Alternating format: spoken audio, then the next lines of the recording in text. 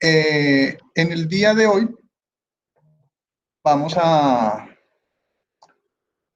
vamos a presentar nuestra clase de teoría de costos, ¿sí? De teoría de costos dentro de la estructura de mercados, ¿vale? Entonces vamos a empezar por qué entendemos nosotros por costos o cuál es la manera en que vamos a asimilar costos dentro de los temas que estamos trabajando. Entonces, la primera clase de economía que uno le dan siempre, lo más importante siempre es el concepto de costo de oportunidad. Entonces, nosotros los economistas entendemos por costo de oportunidad aquello a lo cual nosotros estamos renunciando para acceder a otra cosa. ¿Vale? Entonces, vamos a ubicarnos en la página 260. El costo de oportunidad, por ejemplo, para que Profe, ustedes me entiendan, será aquello a lo que yo renuncio para acceder a otra cosa. Cuando yo compro, le pido por favor si tienen el micrófono abierto que lo cierren. Eh, Cuando yo compro este teléfono, por ejemplo, que me cuesta 600.000 pesos, entonces lo que yo estoy haciendo es renunciar a todas las cosas que yo puedo comprar con 600.000 pesos. Entonces puedo irme de viaje, puedo hacer mercado, puedo comprarme un traje nuevo, puedo llevar a mi mamá a pasear, puedo miles de cosas, ¿sí? Millones de cosas. Todas esas cosas son las que yo estoy renunciando para poder acceder a este bien o a este servicio. ¿Vale? Nosotros hacemos intercambios de dos maneras. Hacemos intercambios externos, o sea, yo intercambio los 600.000 pesos por el teléfono e intercambios internos. Es decir, yo me intercambio a mí mismo ese teléfono por todas las otras cosas que pude haber comprado con él. Entonces, el primer concepto más importante que vamos a manejar acá es el costo de oportunidad.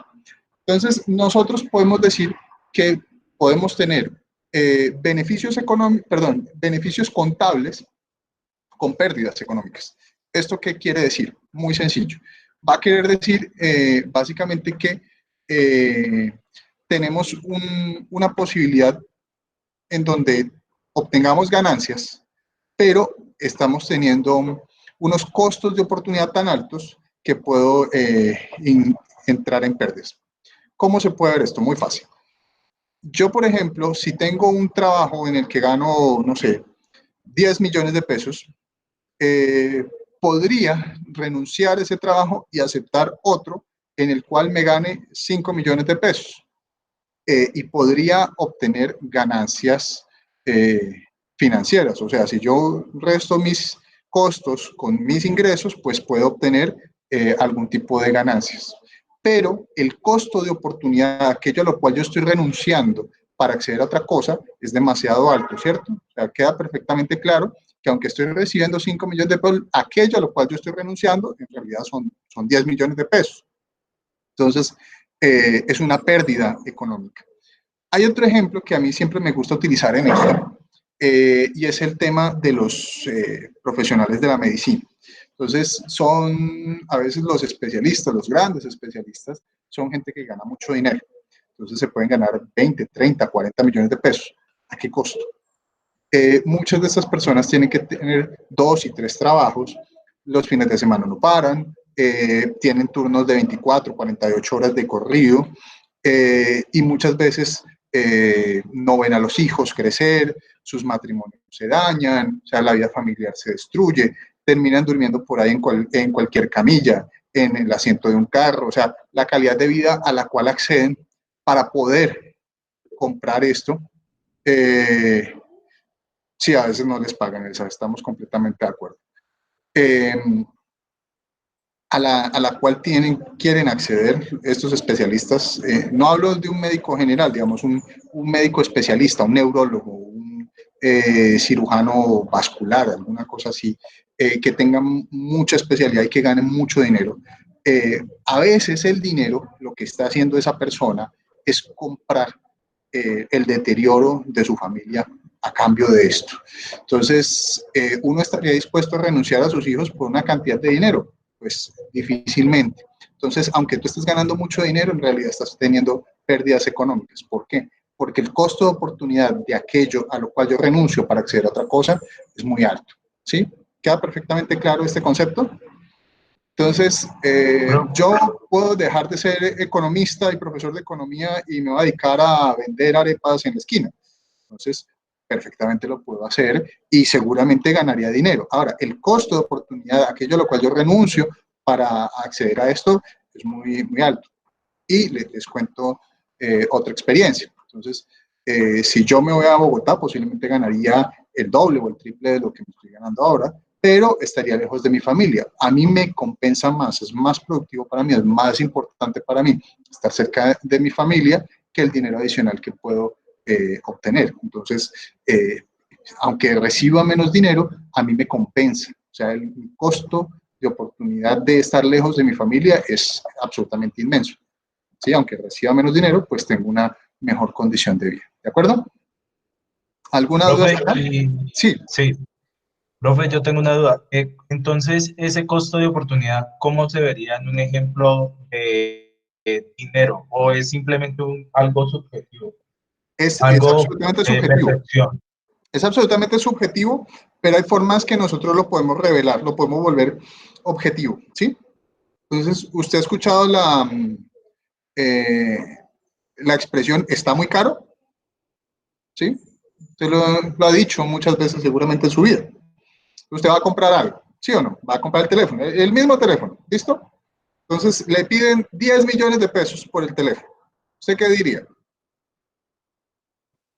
Está caro, ¿Por qué está caro? porque pues el suyo creo que es un Y9, ¿no? No, esto es azul, hasta donde yo sé. Hasta allá no llego. No, la marca creo que es Sé, un Huawei sé que es P9, Huawei, P9. sé que es azul, hasta ahí. Llegan mis poderes Pero, tecnológicos.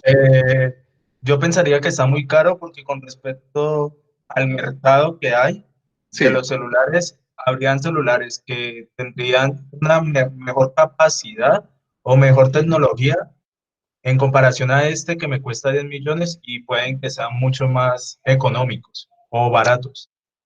listo. Está perfecto el esquema. Ahora, supóngase que usted está en el desierto del Sahara con una maleta llena de dólares y perdido en la mitad de la nada y le venden el mismo teléfono en 10 millones de pesos.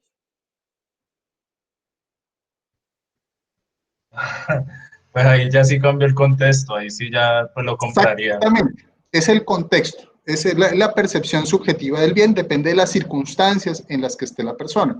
Tú hiciste alusión a varios elementos que son muy importantes. Primero, la disponibilidad de sustitutos, ¿sí?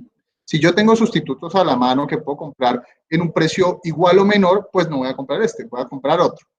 Te hago la otra pregunta. ¿Cuánto vale no sé, el iPhone más costoso que existe ahorita?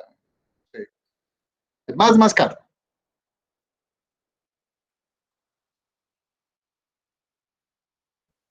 Pues yo no sé, no sé si algún compañero sabe.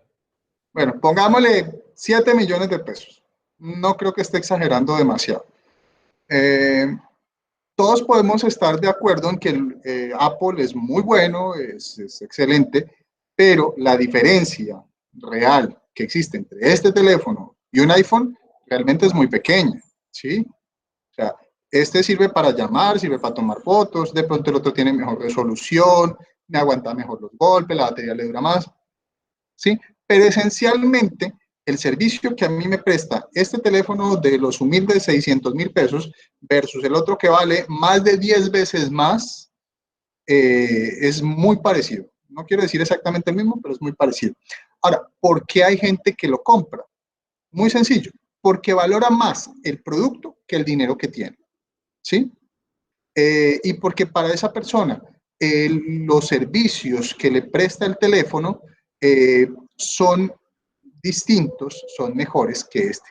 Entonces, por ejemplo, el Huawei da un estilo de vida muy interesante, de low cost, mientras que el Apple demuestra capacidad de pago, demuestra estatus, demuestra nivel de vida, aunque no lo tengas, ¿sí? Entonces, mucha gente lo que está comprando no es el teléfono, es el estatus, ¿sí? Entonces, es la misma situación con los automóviles. En los años 80 sí era notable la diferencia que hay entre una marca de carro y otra. Hoy en día esas diferencias cada vez se han reducido más. O sea, Usted se compra hoy en día un Mercedes-Benz y va y se compra un Chevrolet, más o menos van a durar lo mismo, más o menos la comodidad es igual. Sí, obviamente va a ser mucho más cómodo el Mercedes, pero la diferencia cualitativa no compensa la diferencia cuantitativa. ¿Me hago entender?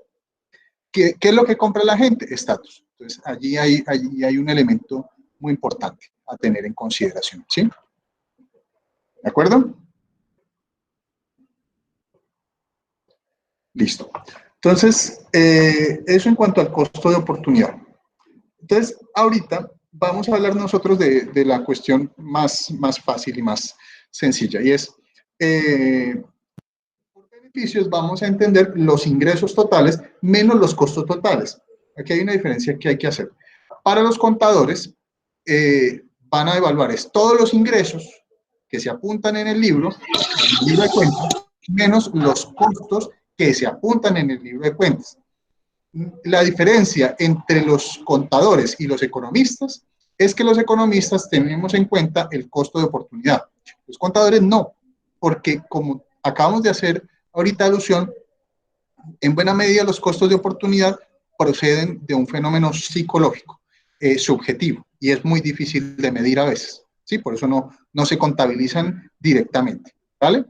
Entonces yo puedo estar teniendo, como el médico, ganancias financieras, pero pérdidas económicas. ¿Sí? ¿Se entiende? Ustedes pueden, al final de su carrera, graduarse y montar un puestico de dulces en la esquina. ¿Van a obtener beneficios económicos? No. ¿Van a obtener ganancias financieras? Posiblemente sí.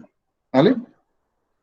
Entonces, vamos a entender nosotros que vamos a tener siempre costos implícitos y costos explícitos. Lo explícito es todo lo que yo pueda contabilizar en un libro, y los implícitos es lo que no puedo contabilizar muchas veces a través de lo que conocemos pues como costo de oportunidad. ¿Listo? Exactamente, los costos implícitos están estrechamente relacionados con el costo de oportunidad, ¿vale? Entonces, vamos a ubicarnos en la figura 1 que está en la página 262 y vamos a ver, entonces, los contadores solamente ven la utilidad, que simplemente es diferencia de ingresos menos costos. Si da positivo, tenemos utilidades; si da negativo,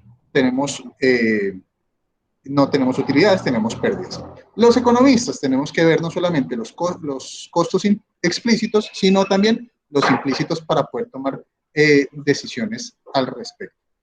Les voy a poner otro ejemplo que lo van a comprender ustedes muy bien. Nosotros podemos tomar distintas decisiones sobre cómo vamos a generar energía eléctrica. ¿Listo? Entonces, una opción podría ser energía solar. Otra opción puede ser energía nuclear. Otra opción puede ser las hidroeléctricas. Otra opción puede ser energía eólica. Colombia sistemáticamente ha elegido la generación de energía por medio de las hidroeléctricas. Sin embargo, al menos para mí, esta es la opción más costosa. ¿Qué quiero decir con esto? Que el impacto ambiental que se sufre por la construcción y puesta en marcha de una hidroeléctrica, todo lo que eso implica, desviar el río, afectar el ecosistema, mover poblaciones muchas veces que se encuentran allá sentadas, el costo es tan alto, tan absolutamente alto, de hacer todo esto, el impacto ambiental es tan alto que sencillamente estamos escogiendo la opción más costosa de todas. ¿Sí? Podríamos obtener otra. Por ejemplo, la opción nuclear, cuyo impacto ambiental realmente es mucho menor cuando se mira en realidad versus el gran efecto que tiene otro tipo de estrategias. ¿Vale? Simplemente para ver, claro, se está analizando, es una rentabilidad de la empresa, no se afecta, digamos, no se revisa en profundidad el costo social y el costo ambiental que se encuentra de por medio. Por eso se toma la opción por la hidroeléctrica. ¿Sí? Entonces, vamos a hablar nosotros ahorita de la función de producción. ¿Listo? Entonces, la función de producción va a ser simplemente cómo contrastamos nosotros la cantidad de trabajadores o de horas trabajadas con la empresa. Entonces, vamos a ubicarnos en la figura número 2. Entonces, en la página 264. Allí nosotros vemos que la figura tiene como una mirada más o menos de esta categoría, o sea, como una curvita que va a tener un comportamiento en el cual se va a crecer a ritmos decrecientes, ¿vale? ¿Cómo entendemos esto? Muy fácil. Si yo abro una pizzería, entonces yo soy el pizzero, yo soy el cajero, yo soy el mesero, yo limpio, yo hago absolutamente todo. Entonces, me canso mucho. Entonces, cuando voy a atender a las personas que llegan, pues los atiendo, les recojo la mesa, limpio, al mismo tiempo tengo que ir a poner la pizza, pero después tengo que poner la música, pero entonces es mucho trabajo. Si yo contrato una persona adicional, esa persona adicional va a aumentar mucho la productividad de mi empresa. ¿Por qué? Pues porque va a poder encargarse de ciertas tareas que a mí me quedan mucho más complicadas hacerlas al tiempo. El impacto que va a tener esa primera persona en la productividad va a ser altísimo. Puedo empezar a contratar la segunda, la tercera, la cuarta. Cuando ya voy en la décima, con una pizzería pequeña, podré detectar que ya la contribución de cada uno es cada vez menor. Es decir, vamos a hablar de los rendimientos marginales decrecientes. ¿Esto qué quiere decir? Que con cada nuevo empleado que estoy incorporando, cada vez la productividad es menor. ¿Sí? Esto también funciona a nivel individual y lo hemos vivido todos. Entonces, cuando nosotros nos ponemos a estudiar, entonces, la primera hora aprendemos muchísimo.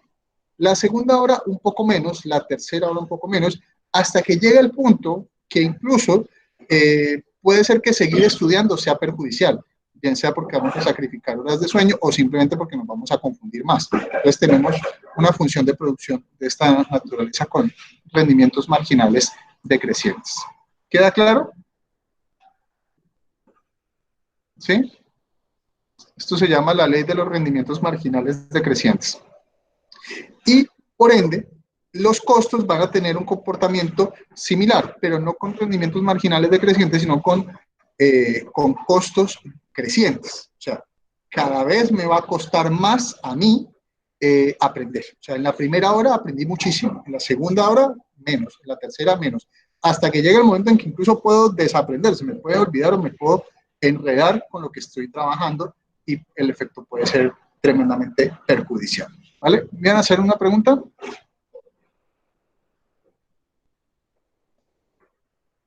¿Ninguna?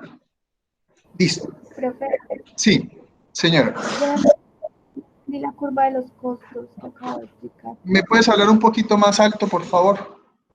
No entendí la curva de los costos que acabo de explicar. ¿Qué le pasó con la curva? No, no entiendo. Que no lo entendí. Ah, vale, no te preocupes. A ver, ¿cómo te explico?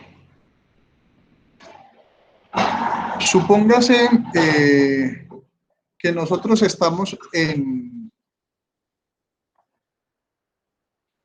el desierto del Sahara, algo similar a lo de ahorita, ¿sí? Entonces, tú tienes mucha sed. Estás al borde de la muerte porque tienes mucha sed. Entonces, vas a comprar un vaso de agua. Te lo venden en $1.000.000 y tú tienes una maleta así llena de dólares, muchos dólares. Tienes $100 millones ahí. ¿Comprarías ese vaso? ¿Sí? El segundo, ¿lo compras? ¿Otro $1.000.000? No, ¿Sí? ¿El segundo? no, profe. ¿No? ¿Te quedas con el primero? Sigue la travesía con tu maleta de dólares a cuestas. Bueno, si tengo el dinero para pagar el segundo, pues lo compro. Claro, tienes $100 millones en la maleta. O sea, solamente has gastado uno, te quedan 99. Ok,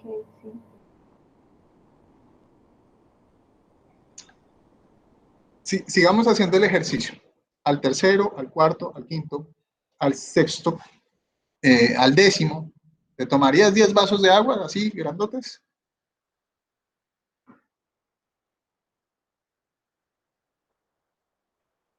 ¿No? ¿Por qué no? Es la misma agua, es la misma agua del primer vaso.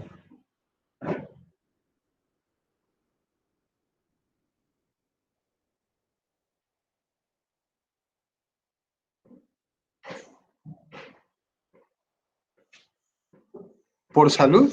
Bueno, porque ya les sació la sed, sí, exactamente. Lo que en realidad está sucediendo es lo que conocemos como el fenómeno de los rendimientos marginales decrecientes. Es decir, el primer vaso tuvo un impacto sobre tu salud altísimo, o sea, te salvó la vida, literalmente.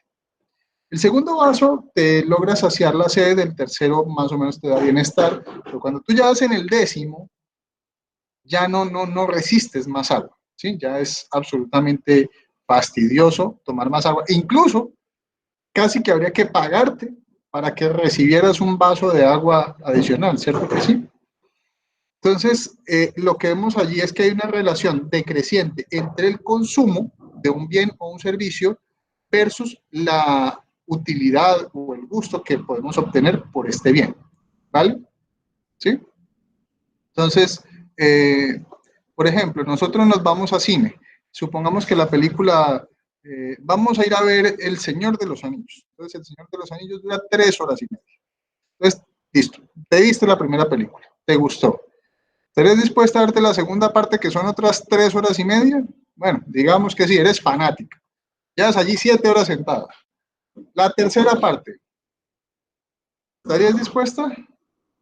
Ya irías para 10 horas y pico. Entonces, hay dos opciones. Una, que seas una fanática del Señor de los Anillos. Entonces, sí, digamos, allí te aguantas todo el día. O a los fanáticos de Harry Potter posiblemente se aguantan todo el día. Pero a los seres humanos normales, que nos gusta la película más o menos, pero no mucho, a la segunda película ya salimos de allí. ¿Sí? ¿Por qué? Pues porque el rendimiento marginal decreciente se encuentra allí presente. Ahora pensémoslo por el lado de los costos. ¿Sí? Eh, por la primera película, tú estás dispuesto a pagar el boleto. Por la segunda, si te lo venden a mitad de precio, de pronto sí. La tercera, de pronto entrarías solamente si es gratis. Y a la cuarta, casi que te toca pagarte por la película. ¿Por qué? Porque el rendimiento que está obteniendo para ti cada una de las películas es cada vez más pequeño. ¿Listo? Ahora, pensémoslo con costos. ¿Sí? En el estudio. ¿Quién fue la persona que me preguntó? ¿Me vuelve a hablar, por favor? Yo, Angie. Ah, espérate, te pongo por acá. Angie, listo. Entonces, Angie, ¿tú cuántas horas al día estudias? Uy, por ahí, no sé, 8 horas, 12 horas. ¿12 horas? Estudias muchas horas. Bueno, pregunta, ¿por qué no estudias 24 horas? Porque me canso, porque tengo otras cosas que hacer. ¿Te cansas? Bueno, entonces, supongamos que estás en la primera hora. ¿En la primera hora tú aprendes mucho? Sí. ¿En la segunda aprendes igual que en la primera? No, yo creería que no. Entonces, supongamos que es una unidad de economía, ¿listo? Que todas las unidades son más o menos igual de complejas. Entonces, la primera unidad tú la aprendes en 1 hora. ¿Para la segunda unidad te demoraría la misma hora? No. ¿No? ¿Por qué no?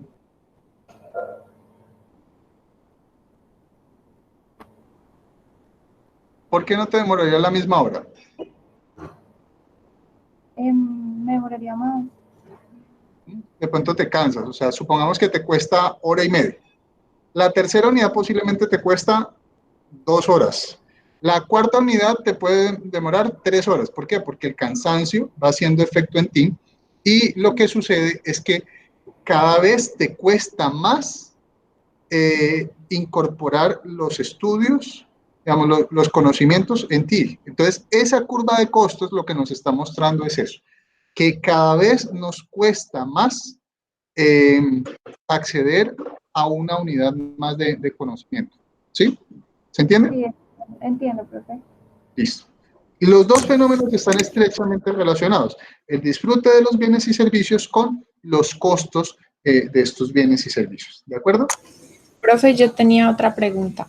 Sí, claro. Digamos que ahí daban el ejemplo de que pues con las galletas de Caroline pues que iba a tender a decrecer porque el espacio no iba a ser suficiente para pues todo el personal que ella contratara para que hiciera más galletas.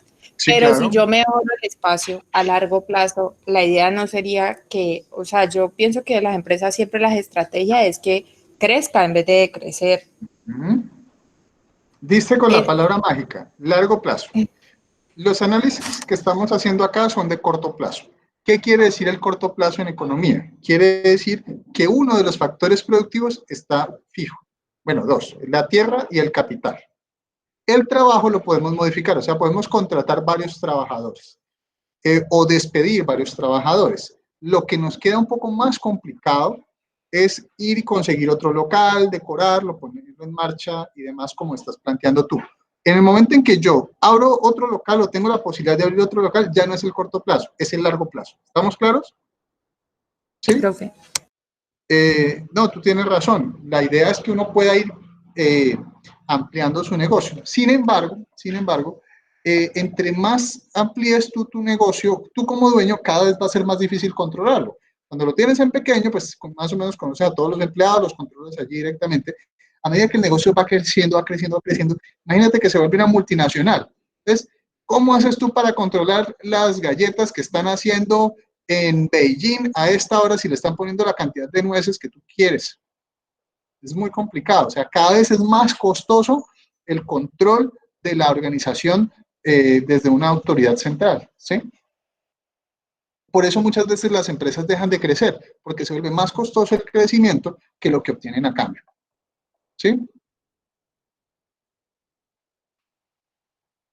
Sí, profe, sí lo entiendo. Sin embargo, o sea que necesariamente uno tiene que, cuando crea una empresa, decir, hasta este punto voy a ir yo y de ahí para allá lo único que voy a tener es como pérdidas. Sí, en algún momento, a ver, todos somos una empresa, ustedes y yo, todos, y todos tomamos decisiones de producción. Entonces, todos toman decisiones de, por ejemplo, cuánto estudian al día. Entonces, la pregunta que le hacía ahorita, ¿por qué no estudian 24 horas al día? Es una especie de reducción al absurdo. Pues muy sencillo, porque tienen que dormir, tienen que comer, tienen que hacer otras actividades.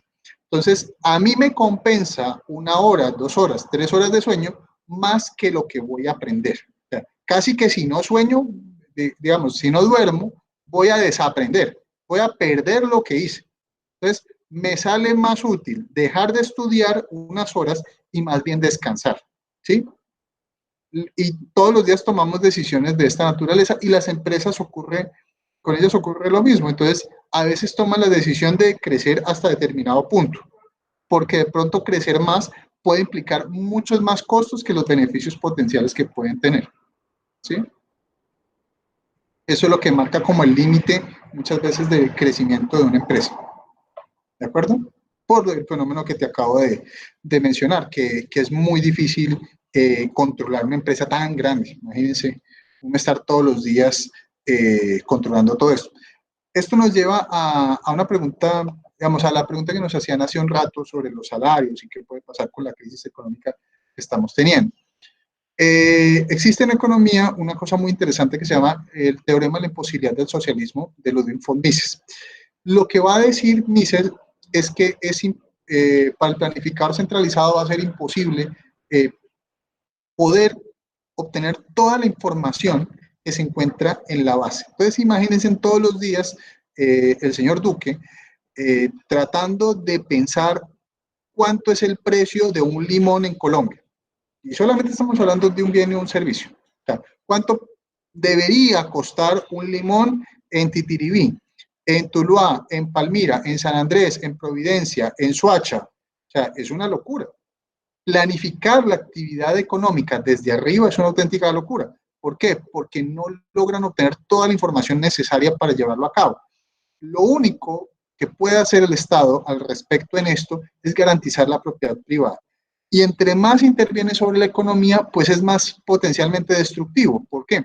porque no permite que las personas tomen las decisiones económicas que tienen que tomar y movilizar los recursos de dónde están hasta donde se necesitan. O sea, la economía del mercado siempre va a ser mucho más superior, digamos, va a ser muy superior a cualquier ejercicio de economía planificada, precisamente porque la acción empresarial siempre está movilizando los recursos de donde están hacia donde se les necesita. ¿Cuándo no sucede esto? Pues cuando el Estado interviene y lo impide, ¿sí? Entonces, esto hay que tenerlo en cuenta. ¿Ah? No, pues ya hay que cambiar los cursos de ingeniería ambiental por los cursos de panadería que se ganan, los ayudantes, ¿no? 2 millones de pesos. No me quiero imaginar cuánto se gana el gerente de la panadería. Bueno, ¿hasta ahí vamos claros, chicos? ¿Sí? Listo. Entonces, vamos ahorita a pensar en dos categorías de costos de forma muy sencilla. Los costos fijos y los costos variables. Esto va a tener que ver, como les estaba mencionando ahorita, con los factores productivos. Entonces, a corto plazo, cuando yo tengo mi negocio, yo puedo contratar determinada cantidad de horas de trabajo. A veces puede ser del mismo trabajador. Entonces, por ejemplo, yo al mismo trabajador le puedo pagar mediodía, digamos, contratarlo para mediodía, puedo contratarlo para todo el día o incluso puedo contratarlo para una jornada de más de un día laboral, es decir, de más de 8 horas. Puedo contratarlo para tener una jornada de 10 horas, de 16 horas incluso. ¿Qué implica esto? Implica costos. Implica el comportamiento de los costos que tenemos ahorita. De pronto la primera hora la persona es muy productiva, la segunda bien, la tercera. Pero cuando ya la persona va en la hora número 10, ya está tan cansado que su rendimiento puede llegar a disminuirse. Entonces, a veces no es tan buena idea tener un solo trabajador con 16 horas de trabajo, aunque le paguen mucho más, sino tener 2 trabajadores con 8 horas. Entonces, los costos fijos y los costos variables van a tener que ver con esto. ¿Cuáles son los costos fijos? Los que, aunque yo no abra el negocio, tengo que pagarlos. Entonces, por ejemplo, supongan que yo tengo una pizzería, que es el ejemplo que yo uso mucho en estos casos. Entonces, en la pizzería yo compré todo mi indumentaria, las mesas, los manteles, el horno, todo. Entonces yo, para montar mi pizzería hice un préstamo, ¿cierto? Entonces fui y compré todo el material. Entonces, mes a mes yo tengo que pagar el valor de la cuota de la plata que me prestaron para comprar toda esa indumentaria, ¿sí? Entonces, ese es un costo fijo, absolutamente fijo. El otro costo fijo, ¿cuál sería? El alquiler. Otro costo fijo, los servicios públicos, eso que se llama cargo fijo, o sea, aunque yo no abra la llave de mi casa y la tenga cerrada, es decir, si aunque no viva en la casa, yo tengo que seguir pagando servicios públicos, ¿cierto? ¿Por qué tengo que pagar? Porque tengo que asumir unos costos fijos. Los costos variables van a tener que ver con cuánto gasto yo por unidad de producción. Pero permítame, discúlpeme, me devuelvo un momentico a los costos fijos. Alguno me podría decir, profesor, pero es que suponga que yo no compré la indumentaria de la pizzería, digamos, con un préstamo, sino que lo hice con recursos propios. ¿Por qué habría allí un costo fijo? Pues muy sencillo. Porque la plata que la persona utilizó en comprar la pizzería, digamos, en comprar la indumentaria de la pizzería, es plata que esa persona deja de utilizar para comprarse otro tipo de cosas. La diferencia entre los dos, la diferencia en la remuneración podría ser la tasa de interés. Yo puedo tener la plata o invertida en la pizzería o invertida en el banco, aunque la plata sea mía, ¿sí? Entonces, yo, algo así como que me debo a mí mismo el dinero que estoy invirtiendo dentro de la pizzería y más aún, tengo que tener en cuenta para la rentabilidad de la pizzería que me dé por encima de lo que me pagaría a mí el banco. Por ejemplo, si yo para montar mi pizzería gasté 10 millones de pesos y al mí el banco me paga al año el 5%, pues entonces la pizzería, para dar beneficios incluso digamos, económicos positivos, No basta con que me rente el 4%, ni siquiera el 5%. Con que ya sea el 5.1, ya allí hay beneficios económicos. ¿Por qué? Porque yo estoy obteniendo una rentabilidad por encima de lo que a mí me están pagando por fuera de esa inversión. ¿Está claro? Chicos, ¿sí? Lo mismo con el local. Si el local es mío, yo tengo dos opciones: montar mi propio negocio o, o alquilárselo a alguien. Si monto mi propio negocio, pues estoy dejando de percibir todos los arriendos, el alquiler que podría obtener por ese, digamos, por tener ese local, ¿vale?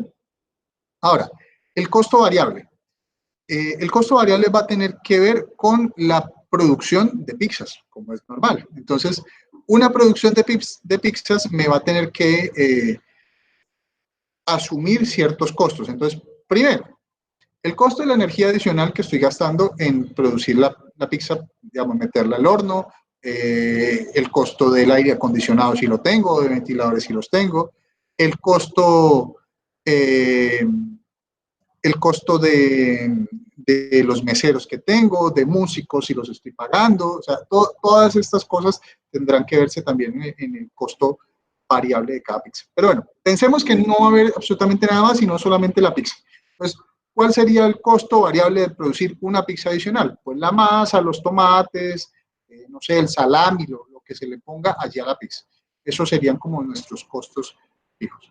Entonces, aunque las cosas sean propias, aunque sea mío el local, aunque sean mías las mesas, aunque sea mío todo, hay allí un costo de oportunidad que yo debo tomar en consideración siempre a la hora de abrir mi negocio, ¿sí? Entonces, hay que tratar de explicitar lo más que se pueda mis costos, ¿sí? Aún estos costos de oportunidad financieros que estoy teniendo hasta allí, ¿vale? ¿Alguna duda hasta acá? Sí, profe, o sea, hay algo que yo estaba escribiendo en el chat y es cómo hacemos, o sea, si el costo, cuando algo es mío, es propio, ¿cierto? Siento yo que el costo fijo se vuelve algo implícito, no explícito. Entonces, al momento de hacer los costos totales, ya un contador no lo tendría en cuenta. Un contador no, pero tú sí lo debes tener en cuenta como, bueno, la verdad no estoy seguro si el contador lo toma en consideración. Dentro de una contabilidad bien llevada, sí lo deberíamos tomar en cuenta para nosotros como empresarios tomar la decisión. ¿Por qué? Porque, como te digo, si usted va a invertir 10 millones de pesos en una empresa, en su empresa, entonces supongamos que usted tiene sus 10 millones de pesos, tiene la plata, ¿sí o no? Entonces va a abrir su empresa. Esos 10 millones de pesos a usted dejaron de rentarle en el banco, supóngase el 5%. ¿Listo? Entonces, son 500,000 pesos al año que usted dejó de recibir. Eso por un lado.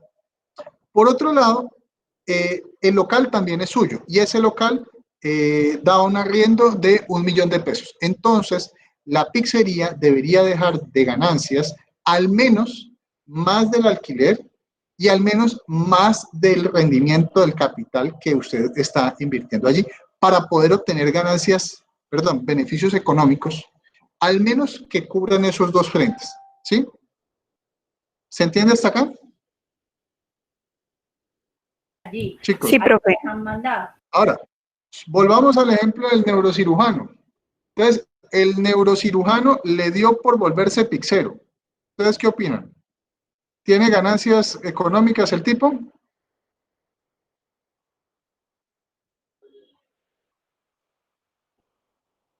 ¿Alguna idea? Pues tal vez puede tener una externalidad un poquito más positiva, pero no se sabe si tendría más ganancias porque pues, ¿Tiene ganancias? de que sea el, pues sí, sí las tiene, pero pues no tan altas tal vez que siendo neurocirujano. Bueno, supongamos que el Pues neurocirujano yo digo se que, gana al mes 50 millones de pesos. digo que depende, Depende. porque si monta una Domino's, obviamente va a tener beneficios, pero si monta Hombre, un localcito, no. Pero no podemos hablar de una Domino's en esta temporada. Ah, depende bueno, de la pero Domino's. Profe, Podemos. Sí, sí, sí. A profe, ver, pero Miguel. ahí es donde me surgió una duda, porque Ujú. eso no dependería de la percepción, del contexto, de todo eso, de lo que habíamos hablado al principio, del costo de Sí. oportunidad. Es decir, por ejemplo, si lo vemos desde la contabilidad, pues uno Ujú. podría decir que tiene pérdidas. Pero Sí. si lo Permítame un ve, momento, te estoy escuchando, es que voy a enchufar el computador porque se me está descargando, ¿vale? Permítame un segundito. Ya les hablo. Ahí los dejo con el Quijote. Cuéntame que te estoy escuchando. pero si lo viéramos desde un punto de vista de un economista, según lo que he entendido en toda la clase, él tendría unas ganancias dependiendo de qué es lo que él quiere. Es decir, si de pronto él sacrifica, bueno, el ejemplo del neurocirujano, si él de pronto sacrificaba mucho tiempo en su trabajo para ganarse los 50 millones, pero él ahora con el negocio de la pizzería, no sé, puede, no sé, disfrutar un poco más con tu familia, eso sería una ganancia y eso sería un costo implícito que de pronto no se habría visto desde la parte contable, o Sí. no es así. No, el análisis está perfecto. Mira, el problema es las circunstancias. Como decía Ortega y Gasset, yo soy yo en mis circunstancias. Hay que verlo detenidamente.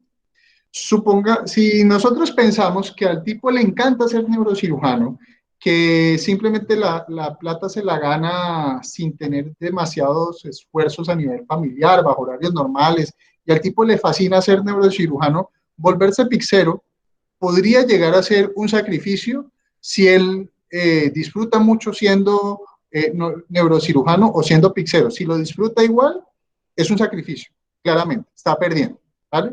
Ahora, si su vida es miserable siendo neurocirujano y a él lo llena atender a la gente, conversar con las personas, aun cuando pierda plata, podría él estar obteniendo beneficios económicos, ¿sí? Muchos de nosotros hemos escuchado historias de grandes ejecutivos que lo abandonan todo y se van por allá a un monasterio budista a meditar y rezar. Decimos, los tipos estos están locos.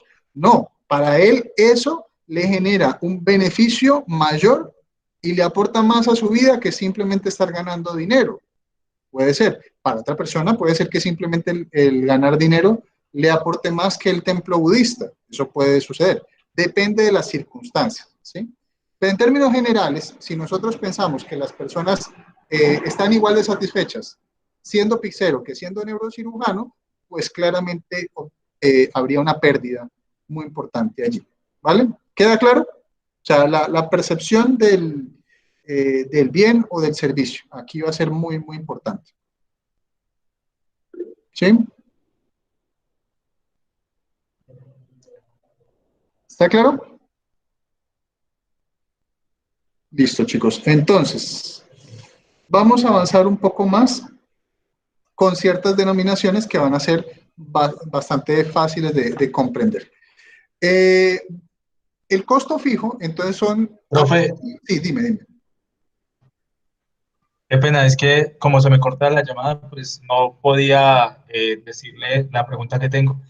Es que en el ejemplo de Sara, pues no sé si entendí bien, pero ella dice que los costos fijos se vuelven costos implícitos.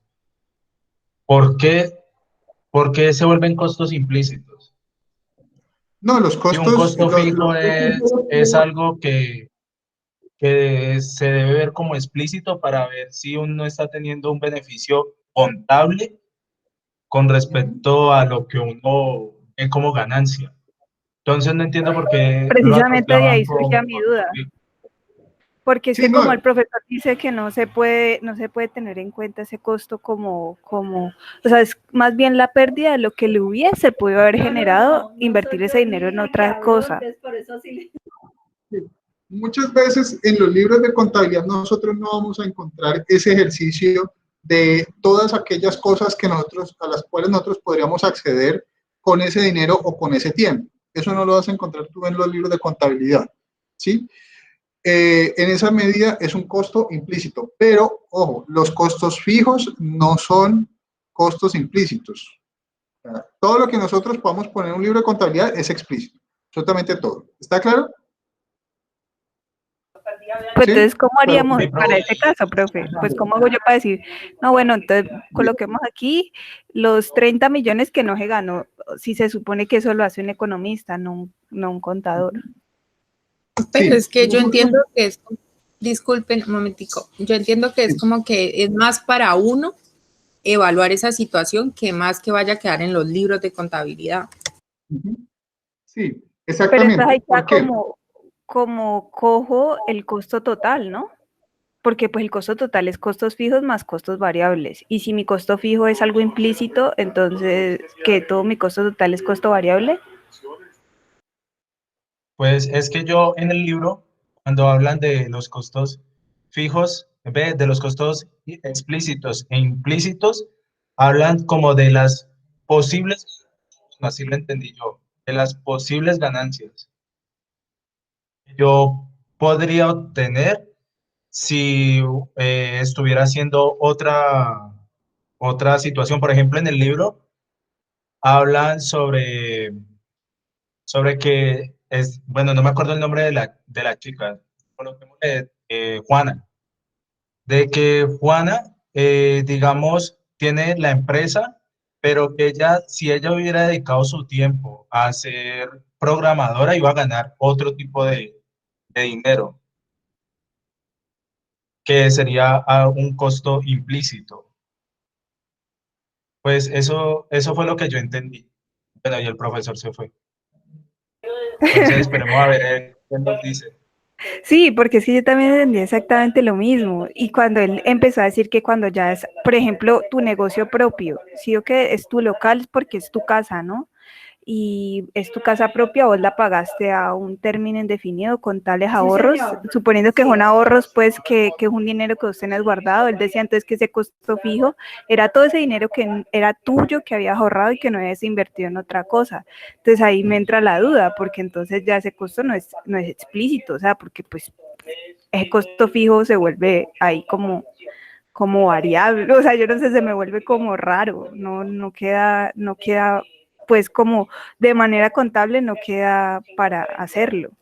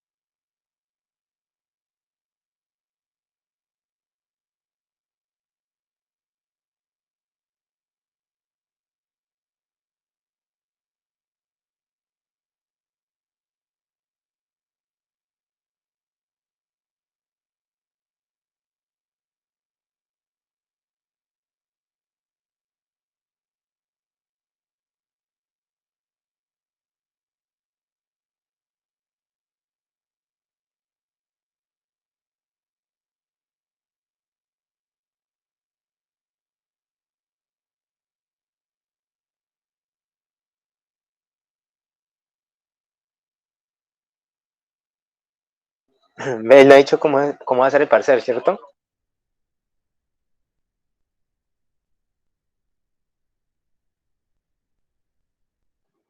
Aló. Chicos, Sí, profe, lo escuchamos. vale. A ver, que creo que estamos teniendo aquí una confusión. Yo con 10 millones de pesos puedo hacer muchas cosas, ¿cierto que sí? Muchísimas. Puedo montar un negocio, puedo tener una rentabilidad con un negocio de pizza. Puedo en el mismo local poner una discoteca o un bar. Puedo hacer muchísimas cosas con esos 10 millones de pesos. ¿Está claro? ¿Sí?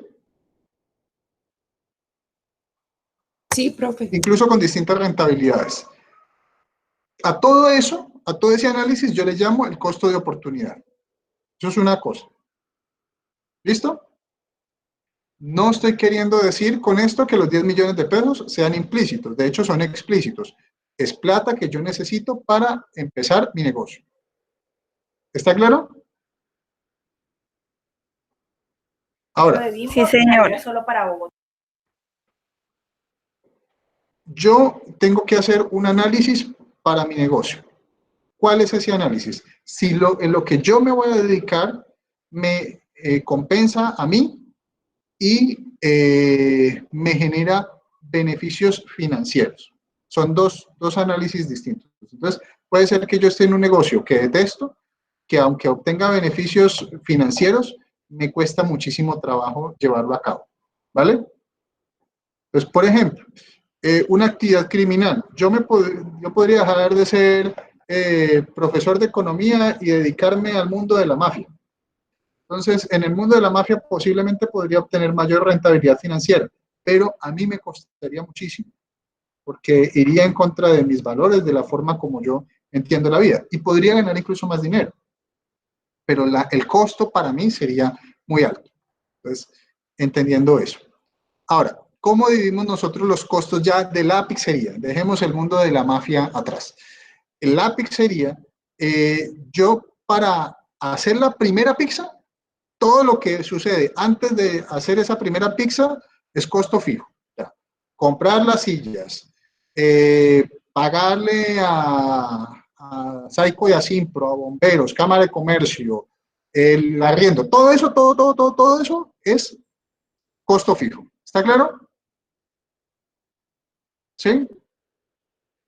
Todo lo que a mí me empieza a facturar, a generar un valor que yo tengo que pagar a partir de que yo genero la primera pizza, van a ser costos variables. ¿Listo? Entonces tengo que pagarle al pizzero, seguramente tengo que pagarle al mesero, seguramente tendré que pagarle a, no sé, a un montón de gente, al vigilante, a muchas personas que me ayudan a mí en mi negocio. Todo lo que a mí me implique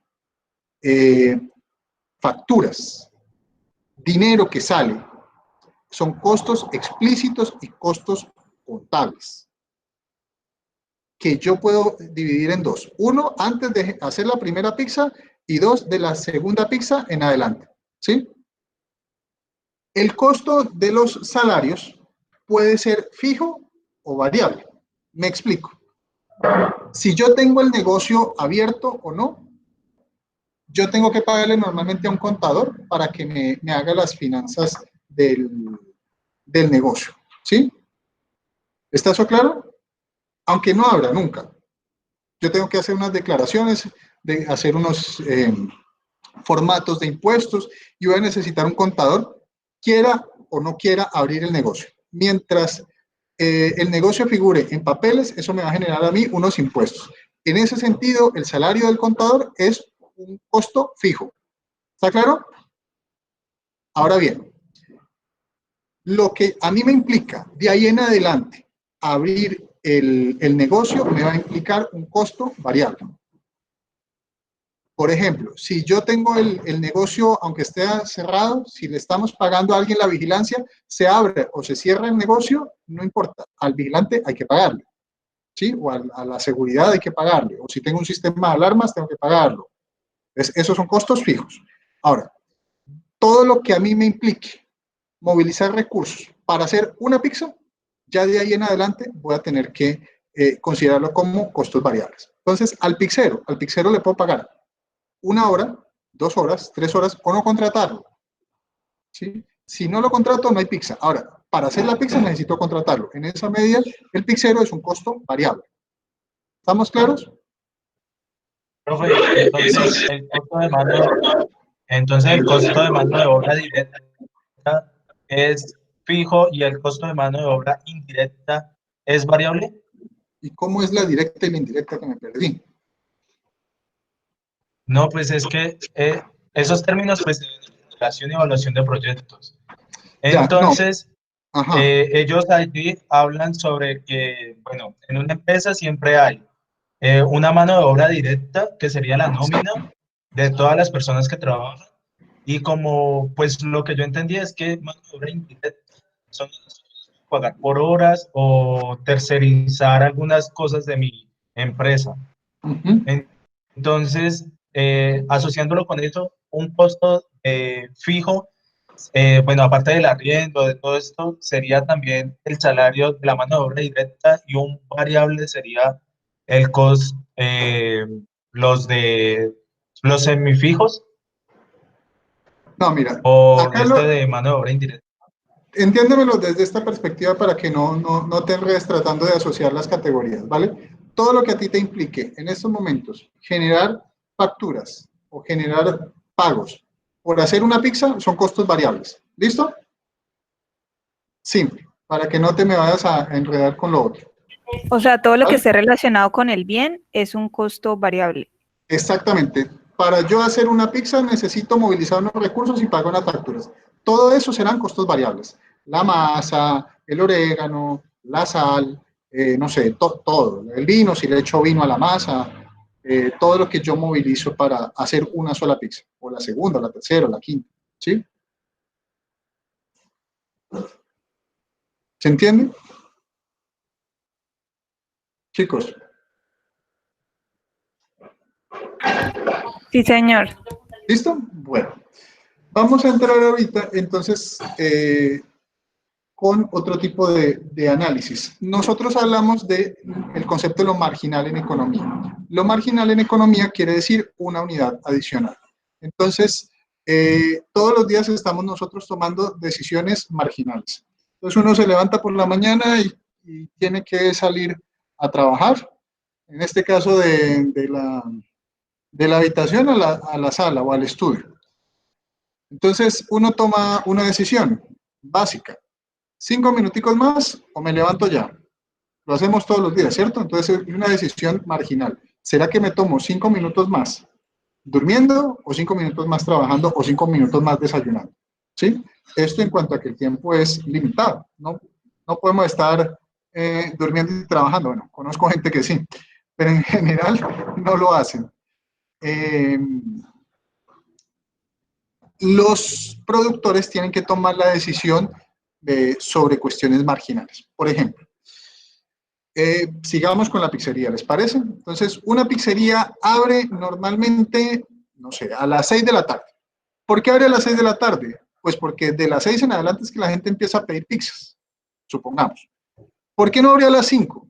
Pues porque entre 5 y 6 eso sería muerto. O sea, la cantidad de pizzas que la gente pide entre las 5 y las 6 de la tarde, pues no compensa tener la pizzería abierta en ese horario.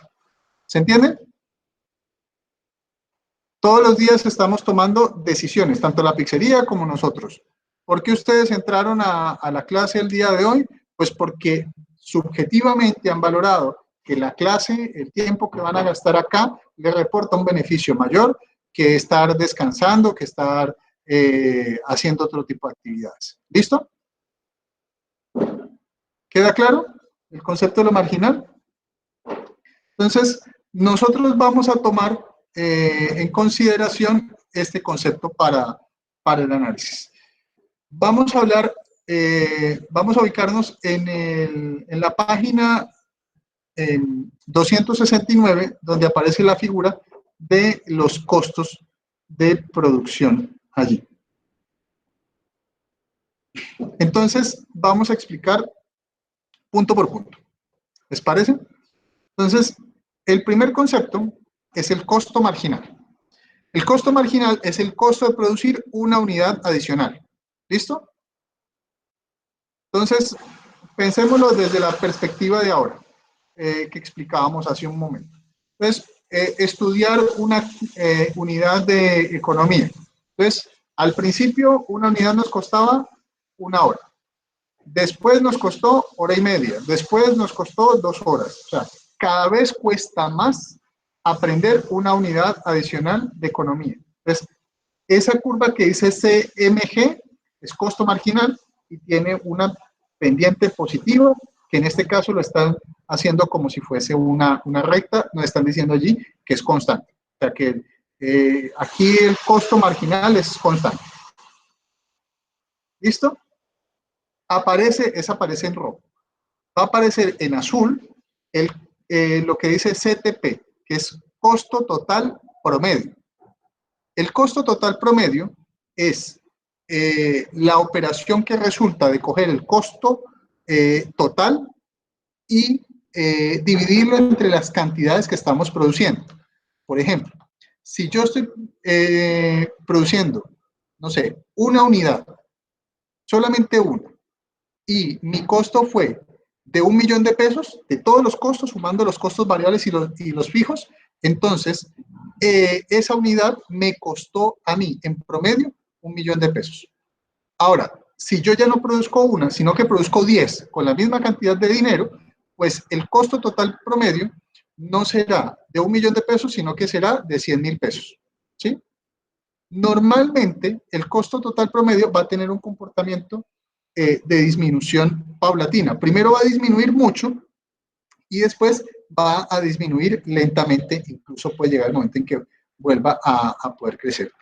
Vamos a explicar esto más o menos con un ejemplo. Entonces, supongan ustedes que yo monto la Universidad Nacional de Colombia. Entonces, armo toda la infraestructura con todas las sedes, todos los salones que tenemos, todo. ¿Cuánto me cuesta cuánto sería el costo total promedio si solamente tuviera un estudiante, uno solito, para todas las sedes? O sea, el costo sería absolutamente abismal, porque aunque no pague muchos maestros, sino solamente los de las clases de esta persona, los costos fijos que yo tuve que incurrir para tener esta persona allí estudiando, pues son altísimos. Ahora, si involucro más personas, cada vez el costo total promedio va a ir disminuyendo. ¿Listo? Esto funciona tanto para el costo total promedio como para el costo fijo promedio, que es el que está más abajito. El costo fijo promedio, pues como ya se lo imaginarán, entre más unidades tengamos, pues es una constante que va a dividirse sobre un n que cada vez es más grande. Entre más unidades tenga de producción, pues el costo fijo promedio va a ser más bajito. Con el costo variable promedio no necesariamente va a ser así, porque primero va a absorber las disminuciones de los costos variables, de los costos totales, de los costos fijos promedios, y después va a empezar a crecer en el momento en que los costos variables empiecen a volverse importantes. ¿Cómo explicamos esto? Muy sencillo. Entonces, volvamos al ejemplo.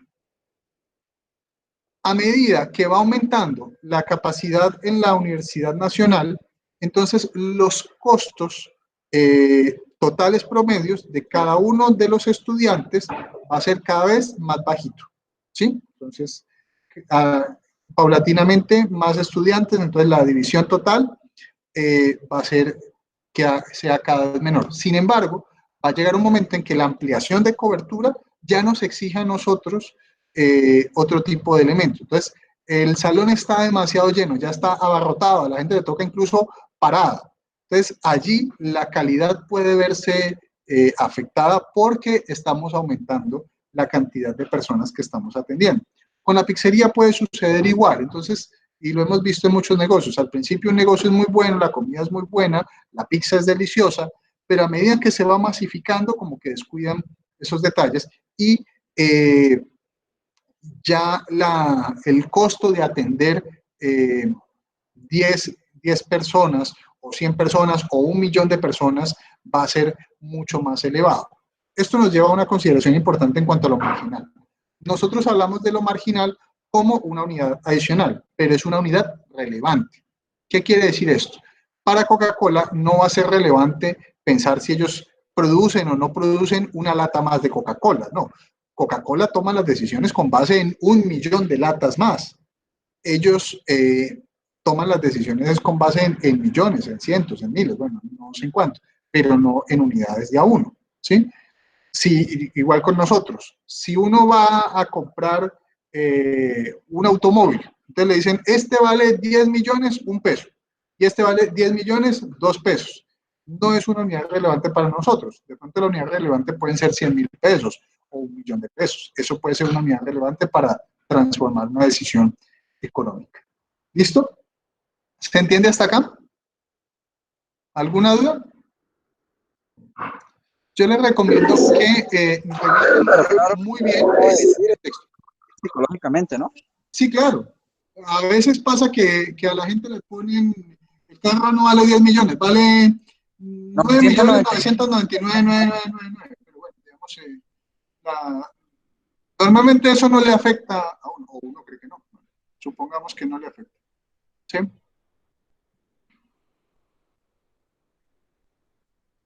¿Vale?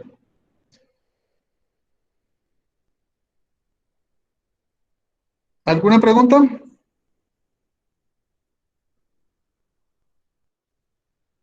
Listo. Entonces, ¿cuál va a ser el punto óptimo de producción dentro del esquema que estamos proponiendo?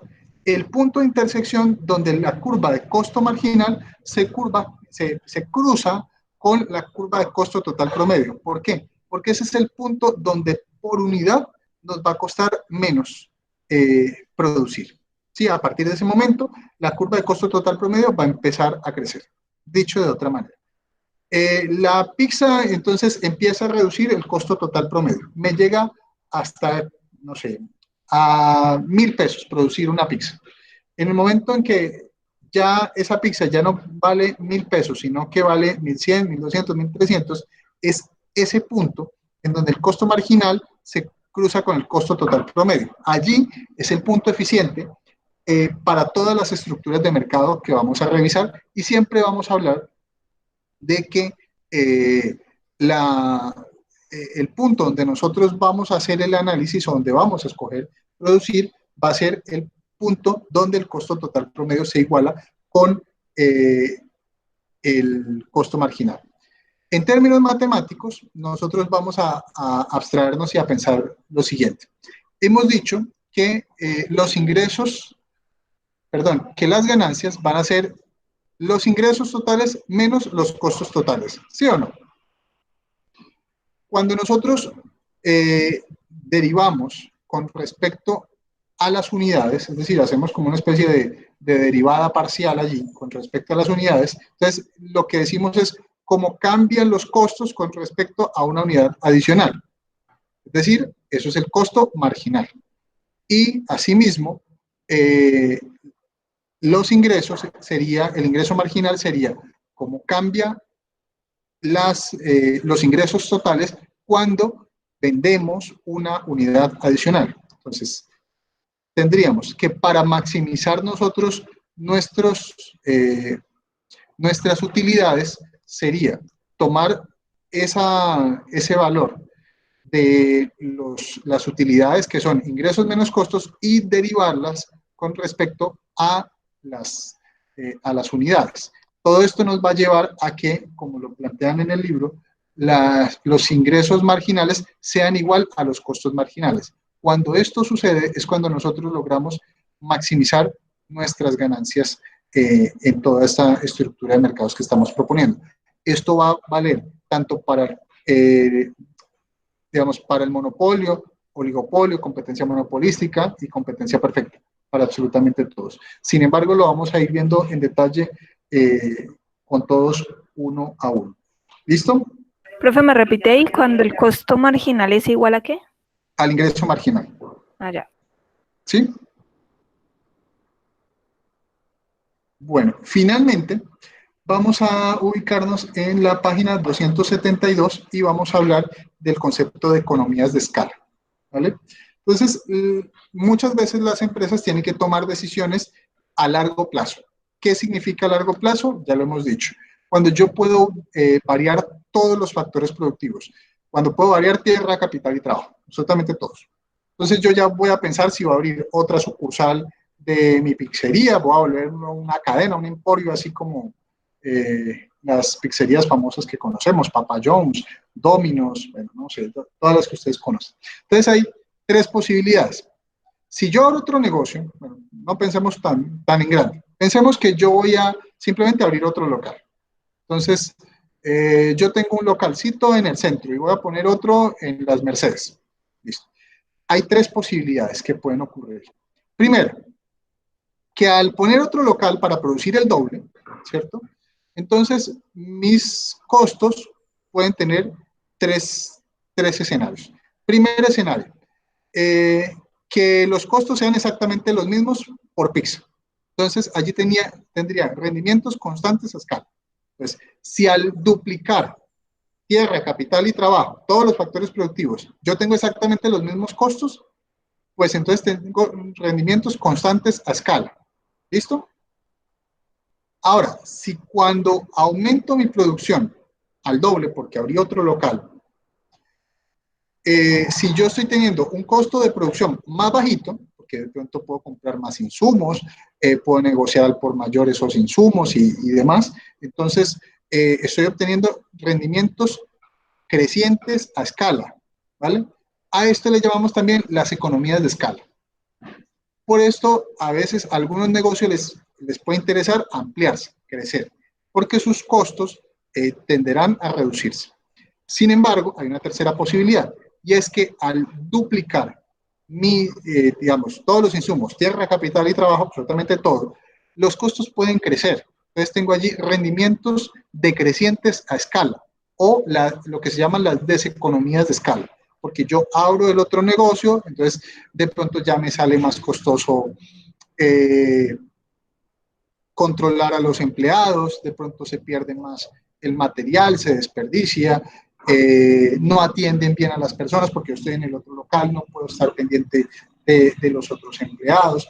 Eso puede suceder, digamos, tenemos los tres escenarios. Entonces, rendimientos constantes a escala cuando los costos permanecen exactamente iguales, rendimientos crecientes a escala cuando tenemos menores costos de producción y rendimientos decrecientes a escala cuando tenemos menores costos, perdón, cuando tenemos mayores costos entre todos, ¿vale? ¿Dudas hasta acá? Sin embargo, yo les recomiendo de verdad que puedan leer el capítulo. Este capítulo va a ser clave para que nosotros podamos entender todos los capítulos que vienen, porque en cada estructura de mercados voy a empezar a hablarle el costo marginal, el costo total promedio, el costo variable medio, digamos, todas estas cosas van a ser fundamentales a la hora de comprender el resto de los capítulos, ¿vale? ¿Alguna pregunta? ¿Ninguna? Sí. Planteaban que las deseconomías de escala se daban, o sea, que aumentaban, era de acuerdo como al caos de la empresa. No sé cómo, o sea, entiendo que se aumentan los costos, ¿cierto? Pero entonces no se verían compensados por las ganancias de tener una empresa extra, o bueno, de que la empresa crezca. Lo que pasa es que no sabemos qué pueda suceder, Sara. Imagínense el siguiente escenario. Piense que en Colombia vamos a absorber el resto de universidades públicas, ¿sí? Imagínense que la Nacional va a absorber a la Universidad del Cauca, va a absorber a la del Valle, a la Universidad de La Guajira, a todas, absolutamente todas. Imagínense el dolor de cabeza que sería para un solo rector administrar todo eso. Imagínense el caos que se arma. O sea, sí es difícil controlar las sedes que tenemos, que ya de por sí es bastante complicado. Imagínense para la cabeza poder controlar todo lo que está abajo, todo lo que está sucediendo. ¿Se acuerda del problema del teorema de la imposibilidad del socialismo? O sea, quien está arriba no logra tener toda la información de los que están abajo, no sabe cuánto cuesta la harina en un lado o en el otro, o por qué un empleado es más eficiente que el otro. O a veces, no sé si a ustedes les ha pasado, a mí sí, que voy a un sitio y me atienden muy mal. Y yo incluso estoy dispuesto a pagar en otro sitio por la misma pizza con tal de que me atiendan bien. Esos factores pueden influir. Y el hecho de que el dueño no esté allí controlando el negocio puede generar que haya mayores costos, ¿sí? Por ejemplo, que se desperdicie, que se dejen las luces prendidas, que el horno se deje prendido, no sé, que se descuide en algún sentido el negocio. Que los negocios, en cuanto más crecen, más difíciles son de controlar. La universidad es igual. Por eso nuestra universidad tiene su gran particularidad, que tenemos muchas sedes en todo el país. Entonces, es una institución que es muy, muy difícil de controlar. Entonces, puede generar costos dispares. Sí. ¿Quién me habla por ahí? Iván, Profe, Iván, pero eso es algo que cuéntame. pasa en todas las empresas, o sea, indiferentemente, o sea, ¿cómo hacen las grandes, o sea, como las grandes multinacionales, por decirlo así, de restaurantes, que pasa esto y aún así no pierden? Sí, sigue pasando eso. A veces pierden, me explico. Tú puedes, como una multinacional, abrir una sede en Colombia. Por ejemplo, uno de los bancos más grandes de Europa es el Banco Santander. Y el Banco Santander intentó abrir una red de bancos en Colombia y la verdad no tuvo mucho éxito. ¿Por qué? No lo sé, pero tiene mucho que ver con la capacidad de control de la empresa, ¿sí? De lograr conectar a veces con los clientes. El hecho de que te vaya bien en Europa no quiere decir que te vaya bien en América Latina. Mire que el BBVA sí lo logra, pero Santander tiene serias dificultades con esto. Si nosotros quisiéramos abrir eh, sedes por todo Colombia, empezaríamos a tener serios problemas para controlar la situación que está sucediendo en todos los rincones del país, porque es que no es lo mismo la sede de Bogotá, que tiene unas particularidades, hasta un clima y una cultura, con la sede de Palmira, por ejemplo. Imagínense lo que tiene que ver una persona en San Andrés con lo que estamos viendo nosotros acá, o con la gente de Leticia, o con la gente de Tumaco. O sea, son realidades socioeconómicas completamente diferentes y que tienen que tener un abordaje gerencial por parte de las directivas muy distinto. Entonces, ser una empresa grande, ser una universidad grande, a veces no es garantía de éxito. Te puede brindar ciertas condiciones, pero el éxito depende de muchas cosas. Lo que tratan de hacer las empresas es generar mecanismos de control e información hacia abajo. Entonces, por ejemplo, nosotros tenemos un vicerrector. Entonces, el vicerrector lo que hace es reportarle a la rectora. Entonces, la rectora no tiene que estar pensando todos los días qué sucede en Palmira, sino que charla con el vicerrector en determinado momento del día y más o menos le informa. Y el vicerrector, a su vez, tiene decanos, tiene gente debajo que le está ayudando a administrar los recursos y a gestionar esto de la mejor manera. A veces es exitoso el modelo, a veces no. No, yo estoy seguro que sí pregunta por nosotros. Chicos, vea, en general, vea, cuando uno es estudiante, uno tiene una visión de la universidad bastante complicada. Créame que yo, que he sido directivo de universidad, les puedo garantizar que la mayoría de la gente, cuando asume un puesto directivo, lo hace de corazón. Trata de hacerlo de la mejor manera. Lo que pasa es que las limitantes institucionales, las limitantes de presupuesto, de tiempo, de factores políticos, a veces son muy difíciles de gestionar. Yo estoy convencido que la rectora y los vicerrectores y los decanos tratan de hacerlo lo mejor posible. Es que no es fácil. Tomar decisiones nunca es fácil. Y esto no solamente vale para la universidad, sino para cualquier empresa. Tienes que escoger. Y en la escogencia hay gente que sale beneficiada y hay gente que sale perjudicada. Y es difícil mantener esos equilibrios. Pues puede sonar un poco populista o cómodo lo que les voy a decir, pero retomen las palabras de Kennedy. O sea, no piensen qué puede hacer el país por ustedes, piensen qué pueden hacer ustedes por su país. No piensen qué puede hacer la universidad por ustedes, piensen por un momento, por un día, qué pueden hacer ustedes por la universidad. La universidad es muy generosa con todos nosotros. No es la universidad perfecta, estamos de acuerdo, hay muchas limitantes. Hay muchos malos profesores, hay malos decanos, hay malos directivos, pero eso ocurre aquí y en Harvard. Pero créanme que todos los que estamos metidos en esto estamos tratando de dar lo mejor. Así como yo en estos momentos, se me cae la conexión, intento volverla a conectar. Se me va la electricidad, vuelvo y la conecto. No sé, se enreda uno con un ejemplo, intenta de dar lo mejor. O sea, la clave en la vida personal y en la vida de las instituciones es eso, tratar de dar lo mejor de sí.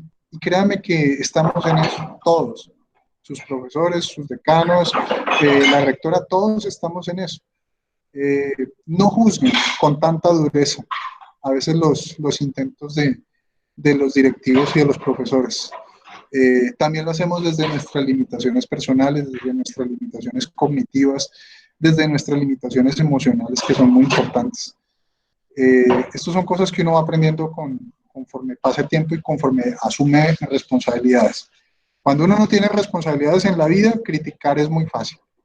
Cuando uno ya tiene que tomar decisiones y asumir costos implícitos, explícitos y de toda naturaleza, las cosas van tomando otro color. Entonces, yo lo dejo hasta acá, muchachos. Les agradezco mucho a todos su paciencia. Sí, dime. Yo tengo una pregunta, pero pues es de otro capítulo, que ya pasamos, sino que no he podido entender. Sí. Es referente al término eficiencia. O sea, yo tengo entendido de lo que pues saqué del libro, que eficiencia es la búsqueda de que tanto compradores como vendedores tengan la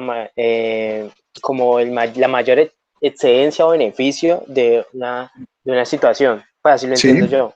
Sí, sí. Entonces, vamos a ver, la eficiencia en términos económicos, como lo estamos entendiendo, la maximización de la eficiencia en términos de Pareto, después les explico nuevamente qué tiene que ver esto, es cuando logramos maximizar el bienestar de la sociedad. ¿Qué quiere decir esto? Que maximizamos tanto el excedente del productor como el excedente del consumidor. Entonces, en este taller, creo que es el 10, hay una pregunta que relaciona la contaminación, los bonos para poder contaminar y cómo distribuirlos. Entonces dice que ¿qué método aumentaría más la eficiencia? Si subastar o distribuir. Entonces yo contesté fue que distribuir, porque si uno subasta solamente coge el excedente, el mayor excedente se lo lleva al Estado, porque va a ganar el que va a pagar más. Pero entonces no sé si esa forma de responderlo está bien, porque pues... Vale. O sea, Iván, hagamos una cosa, es que ya hasta ahorita tendría como que ubicarme en la pregunta, aunque recuerdo la pregunta cuál es, tendría como que revisarla y ya el espacio que teníamos parado y se me está acabando. Yo te voy a pedir un favor, entonces mándame un correo y yo te doy un espacio para que podamos discutir esto, o el lunes que tenemos clase, lo hablamos apenas nos conectemos, ¿vale? Y hacemos sesión de dudas de todo lo que ustedes necesiten, ¿sí? Listo. ¿Listo? Bueno, entonces, nuevamente les agradezco a todos su paciencia, el cariño,